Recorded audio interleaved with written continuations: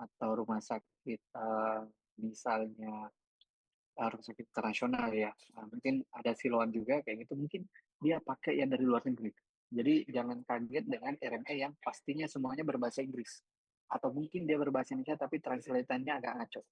Nah, jadi ini yang perlu, tapi mereka akan selalu perbaikan gitu. Jadi dia tuh ada update setiap minggu gitu-gitu dan seterusnya. Yang kedua adalah RMA yang berasal dari perusahaan dalam negeri. Jadi ini kita ada Zicare, besok kita akan coba pakai yang namanya Kemedis. Kemudian ada namanya iPuskesmas, iKlinik, Asis.id, dan lain-lain. Yang ketiga adalah RMA dari luar negeri tapi sifatnya open source. Nah, open source itu apa? RMA yang gratis. Kalau yang tadi ini dua pertama itu berbayar kan? Harus dilanggan, harus di-subscribe, dan seterusnya. Tapi kalau RMA yang ini tuh gratis dan dikembangkan oleh komunitas. Dan tidak berbayar. Ada contoh namanya OpenMRF, ada Banmi, ada Ozone, ada HMS, dan seterusnya. Itulah contoh-contohnya. Mungkin biar kalian tidak kaget ketika mendengar ini nanti ya, karena sudah didengar pada saat kita pelatihan RMA. Kemudian RMA dalam negeri yang sifatnya open source. Open source tadi yang lagi-lagi ya, dikembangkan oleh komunitas, tapi dan tidak berbayar. Ada yang dari namanya Kanza RMA, ada Singos, Kemenkes kayak gitu. Jadi ini lebih ke landscape-nya aja, apa saja RMA yang ada di Indonesia, yang beredar di Indonesia ya. Ini ada jenis-jenisnya, dan nanti teman-teman nggak usah kaget karena ada banyak. Jadi di sini aja di satu set itu ada sekitar seribuan ya, ada ribuan penyedia. Jadi ada banyak sekali RMN dan itu beda-beda. Jadi nggak bisa kita samakan. Yang paling penting tadi konsep dasarnya kita paham, literasi digitalnya kita paham, dan kita bisa menavigasi. Kita bisa terbiasa menggunakan teknologi. Termasuk yang Miro tadi, ya Miro tadi. Jadi kalau teman-teman sudah terbiasa menggunakan teknologi, bisa dapat si informasinya dan seterusnya. Oke, okay? Berikutnya. Nah, RMA itu tuh diukur ataupun dilihat kematangannya secanggih mana IMA itu berdasarkan namanya MRAM atau Electronic Medical Record Adoption Model. Ini ada banyak tipe sebenarnya ya. Mau itu Electronic Medical Record Adoption-nya, Outpatient EMR-nya, Analytics-nya yang dinilai, Continuity of Care-nya, atau Digital Imaging atau ronsen dan seterusnya ya. Jadi saya itu pernah mereview beberapa rumah sakit. Jadi misalnya ada rumah sakit di Kota Makassar itu nilainya itu stage 3. Kenapa? Karena dia masih sampai di dokumentasi perawat dan mitra profesi lainnya. Dia belum ada CPOE namanya, Computerized Physician Entry. Jadi pencatatan instruksi dokter itu masih tidak komputer, masih tulis tangan. Jadi dia belum bisa sampai level 4, hanya level 3. Dan tahu tidak teman-teman, di Indonesia sudah ada bahkan yang sampai level 7 ya, di mana ada rekam medis elektronik paripurna yang perkaranya sudah bisa keluar data dan juga bisa ada mekanisme pemulihan yang luar biasa. Jadi sudah ada sekitar berapa 6 ya rumah sakit di Indonesia yang sudah sampai level 7. Rata-rata kita di Indonesia itu masih sampai level 3, level 4, level 5 gitu ya. Tapi sudah lolos semua dari level 2 gitu. Kenapa? Karena itu adalah dasar ya, RME dasar yang ada level 2. Si Kemenkesnya bilang minimal stage 2 gitu ya, level 2 itu diimplementasikan. Maka itu sudah cukup ya. Tapi kalau belum itu kurang sih karena data lab, farmasi dan geologi itu belum ya. Jadi ada level-levelnya intinya teman-teman ya, yang digunakan untuk menilai kematangan adopsi dari si RNA ini. Nah sekarang kalau kita masuk ke dalam keperawatan, si Prof. Roro itu pernah membuat sebuah, dan mungkin sampai sekarang masih dipakai juga, tentang dokumentasi asuransi perawatan elektronik. Namanya uh, lupa namanya, tapi itu khusus untuk keperawatan.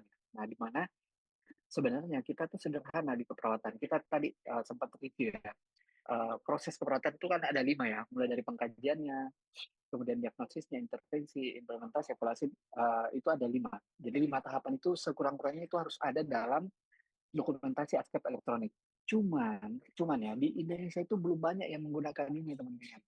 Ya, jadi lebih banyak ke RME-nya, belum ke rekam keperawatannya atau asuhan keperawatan elektroniknya. Aspek elektronik belum banyak. Termasuk yang kita pakai besok itu lebih ya general RME gitu, belum terlalu detail ke keperawatannya. Kenapa? Karena memang tidak semua penyedia itu menyediakan itu karena butuh proses panjang ya. Lagi-lagi saya bilang tadi karena kita tuh banyak sekali formulirnya perawat itu ya.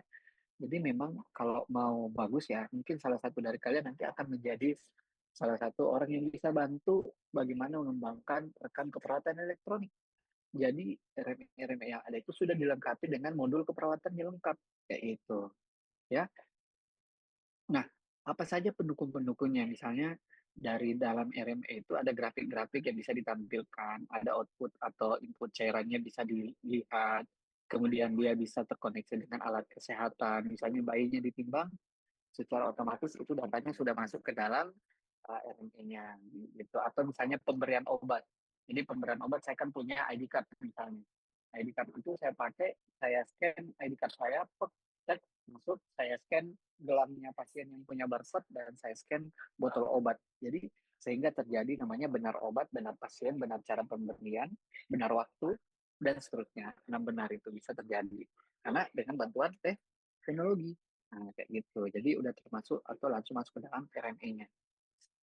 Kemudian rekomendasi berdasarkan diagnosis. Jadi kayak tadi saya bilangnya, jadi mestinya dokumentasi askep elektronik itu ketika sudah ditentukan dia diagnosa misalnya hipertermi, muncullah secara otomatis situnya juga bahwa kalau hipertermi melakukan apa, misalnya kolaborasi tiperetik, kompres dan seterusnya itu sudah muncul kayak gitu. Jadi itu yang kita harap dari dokumentasi askep elektronik ini.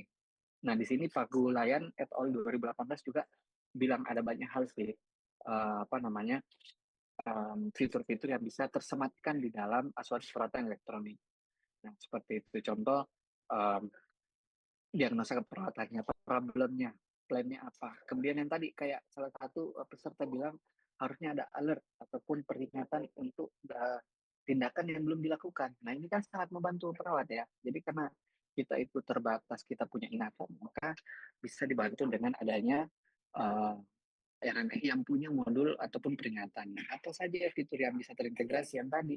Obat ya, medication, barcode medication administration, kemudian vital sign monitoring, kemudian clinical decision support system. Nanti kita akan jauh lebih panjang yang termasuk alat bantu pengambilan keputusan klinis atau CDS ya. Dan nanti paper oleh Wright 2011 masuk di post pretest juga itu ada pembagian-pembagiannya dan ini mestinya kita udah harus tahu sebagai alumni pelatihan mestinya satu langkah lebih maju dibanding yang tidak ikut pelatihan kayak gitu kan sederhananya. Kemudian mobile atau tablet akses jadi sama ya. Nah sekarang tahu tidak bahwa sekarang itu data-data pasien itu terpisah-pisah. Coba adik-adik rekan-rekan sekalian ketika pindah ke puskesmas dari puskesmas kemudian ke rumah sakit lain itu selalu bawa tenteng hasil ronsen misalnya kan. Jadi yang kemana-mana itu sebenarnya pasiennya, kasihannya kan dari data dasar riwayat obat hasil labnya itu dibawa semua oleh pasien, dibawa secara manual. Nah yang kita harapkan adalah pasien itu nggak perlu pusing, tinggal datang bawa diri sama KTP sudah cukup. Dimana biar datanya bisa terhubung satu sama lain. Jadi kayak biar data bisa terhubung satu sama lain itu kayak kayak kita ngomong kayak gini kan. Ada orang Sunda, ada orang Jawa, ada orang Aceh, dia ngomong masing-masing bahasanya gitu, ngomong ke komputer, sistem ke sistem lain dengan bahasa lain-lain, itu kan tidak bisa dipahami. Maka harus ada standar namanya agar bisa memahami ataupun memahami istilah-istilah ataupun bahasa yang bisa disampaikan secara general. Misalnya menggunakan bahasa Indonesia, apa kabar? Jadi rumah sakit bisa terhubung dengan puskesmas itu karena dia punya bahasa yang sama. Nah, RME yang diharapkan itu ke depan itu berubah menjadi rekam kesehatan elektronik atau EHR, di mana bahasanya itu menjadi bahasa yang sama. Sehingga RME dari puskesmas, RME dari lab, RME dari rumah sakit itu bisa satu. Bisa bergabung datanya seperti yang kita lihat ilustrasi gambar yang di bawah. Ada puskesmas, ada rumah sakit, ada klinik, dan seterusnya. Bisa di datanya. Ini saya kasih contoh ya tentang personal health record, di mana data saya itu di HP saya itu terhubung dengan RME yang ada di rumah sakit. Sehingga ketika saya sudah keluar dari rumah sakit itu langsung saya dapat data saya sendiri gitu. Jadi, oh tadi saya sakit apa? Oh hasil pemeriksaan lab saya untuk COVID itu pada saat itu tidak terdeteksi. Metodenya apa? Saturasi oksigen saya berapa? Heart rate saya berapa? Itu kan sangat memudahkan ya pekerjaan ketika bisa terhubung satu sama lain. Nah, inilah menjadi cita-citanya Kemenkes untuk menghubungkan seluruh rumah sakit, puskesmas, klinik, praktik mandiri, lab, apotik menjadi satu untuk bisa memanfaatkan data itu dengan baik. sehingga nakes bisa mencatat juga dengan baik seperti itu kan. Nah, hasilnya bisa digunakan di satu mobile. Mungkin ada yang install satu mobile. Nah, di data mobile itu sudah ada data-data kita sendiri sebenarnya. Teman-teman bisa lihat di sana ya. Kemudian ada portal data yang bisa diakses. Jadi peneliti-peneliti itu mudah. Jadi tidak usah ambil data secara manual lagi. Seperti itu. Jadi tujuannya sederhana Kemenkes ya. Dia pengen menyatukan data itu semua. Makanya harus menggunakan namanya rekam medis elektronik. Nah, terakhir tentang clinical decision support. Nah, clinical decision support ini kan dia sistem pengambilan keputusan sebenarnya. Jadi itu bantu kita. Jadi ada beberapa tujuan. Satu, peringatan dan pengingat ya, sama panduan klinis. Jadi misalnya nih AHA 2015 atau misalnya ada yang terbaru lagi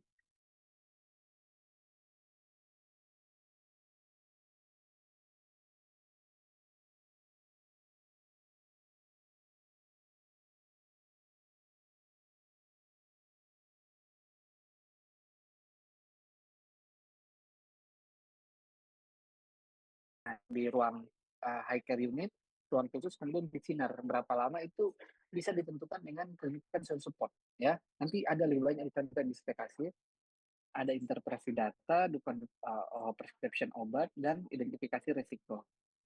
Nah, ini ada contoh dari REC 2011 tentang CDS. Ini ada di pretest juga ya. Jadi ini adalah contoh-contohnya, ada 6 jenisnya.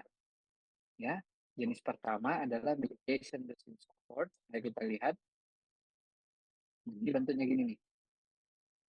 Jadi ketika ada penyakit disfungsi ginjal, dia sampaikan bahwa ini allopurinol saat ini sedang diberikan. Maka misalnya obat yang lain ini nggak boleh diberikan kepada pasien, atau obat ini jangan lebih dari 150 mg per hari. Nah, itulah gunanya semua. Yang pertama, medication routine support. Itu alat bantu uh, pengobatan. Kemudian yang kedua, order fasilitator. Ini bisa dilihat ya.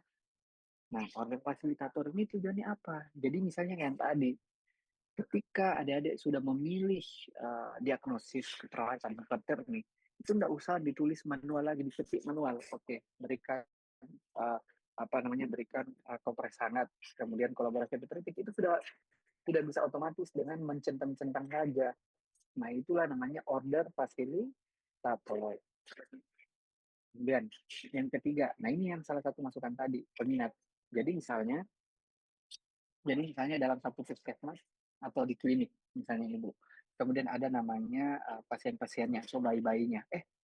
Ternyata bayi ini belum screening bulan ini. Oh, bayi ini belum mendapat vitamin A. Nah, ada yang menandakan, ada yang mengingatkan, screening pasien ini.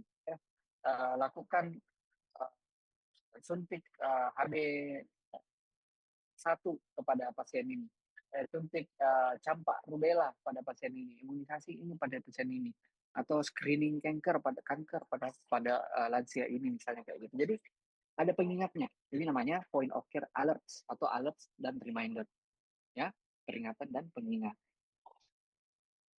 Kemudian yang ketiga adalah relevant information display. Jadi misalnya begini, jadi di dalam RNE besok nanti kelihatan misalnya paracetamol. Tapi kita nggak tahu misalnya, let's say kita nggak tahu paracetamol itu apa. Kita tinggal digacor aja ke paracetamol, nanti langsung bisa muncul informasinya. Paracetamol adalah obat A, B, C, dan seterusnya. Nah, itulah namanya um, relevant information display. Ya. Yang selanjutnya adalah expert system. Jadi misalnya kalau ada pasien alergi dengan obat tertentu, ada pengingatnya, alertnya, bahaya, jangan jangan suntik ini karena ini alergi terhadap ampicillin. Nah, jadi kita bisa modifikasi. Jadi pasien juga selamat ya. Ingat tadi kata Prof. Roro, keselamatan pasien, keamanan pasien, dan mutu. Seperti itu. Dan yang terakhir adalah workflow support. Jadi misalnya begini, tadi Ibu Eli misalnya, Mbak Eli, dia ada pasien yang merokok. Dia masukkan di RME-nya, pasien merokok. Nah, ketika di RME tertulis merokok, maka sistem akan secara langsung menghubungi Dinkes atau Kemenkes di bagian layanan berhenti merokok agar pasiennya bisa dibantu. Pak, gini caranya berhenti merokok dan seterusnya. Nah, Itu semua adalah jenis-jenis yang namanya clinical decision support atau umumnya alat bantu pengambilan keputusan klinis.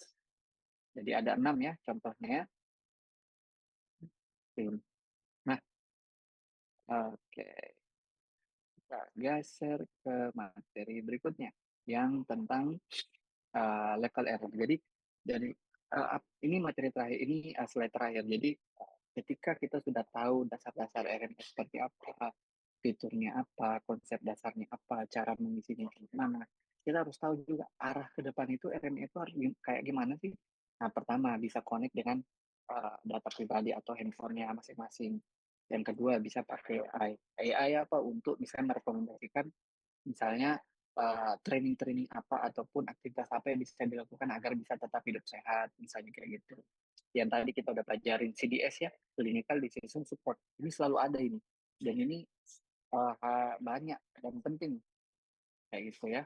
Yang ketiga adalah, yang keempat adalah smart speaker ya. Misalnya kalau di luar ini misalnya si dokter dan perawatnya bilang, tolong orderkan pengambilan lab untuk hemoglobin. Nah, pengambilan darah rutin. Itu tinggal ngomong aja sama speaker, Alexa tolong orderkan rutin. Jadi nggak usah dicatat malah. Tinggal bilang, oke Google, tolong ambilkan seperti ini, tolong resepkan ini. Jadi ada yang seperti itu. Dan ini sudah terjadi dan saya pernah lihat alatnya kayak gitu ya. Dan yang terakhir adalah next generation atau new generation EMR. Nah, new generation EMR ini sama seperti yang dipakai di Singapura, di mana dia bisa mengintegrasikan data-data genetik.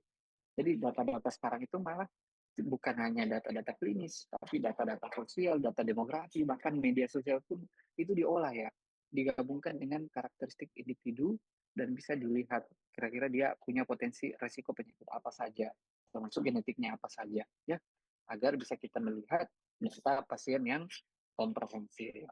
Oke ya, saya kira demikian untuk materi hari ini. Nanti mungkin kita bisa lanjutkan sesi diskusi di beberapa menit terakhir ya. Kalau misalnya teman-teman ada pertanyaan ataupun tanggapan ataupun apa namanya masukan dan seterusnya silakan ya. Kalau ada saya